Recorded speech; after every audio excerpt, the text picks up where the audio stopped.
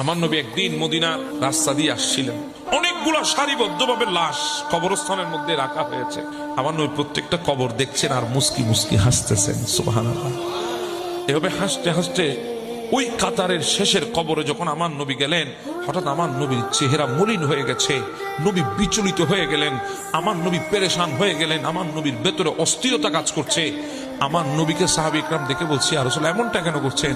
বলে, যাও এখনই দৌড় দিয়ে যাও মদিনায়, এই গোরস্থানে যাদেরকে দাফন করা হয়েছে তাদের আত্মীয় স্বজনকে তাড়াতাড়ি গোরস্থানে আমি নবী ডেকেছে বলো, তাড়াতাড়ি আসতে বলো। সাহাবী দৌড় দিলেন, ঘোষণা দিলেন, সবাই আসলেন। আমার নবী বলে, ও আমার আল্লাহর বান্দা বান্দিনীরা, এই কবরের যারা পরিবার পরিজন আছো, কে কার আত্মীয়, তোমরা সেই কবরের পাশে দাঁড়িয়ে যাও। সবাই যার যার আত্মীয় কবরের পাশে দাঁড়িয়ে গেছে, ওই কবরের পাশে কেউ দাঁড়ায় নাই। আমার নবী বলে, সাহাবী তুমি কি বলো নাই? বলি, ইয়া রাসূলুল্লাহ বলেছি।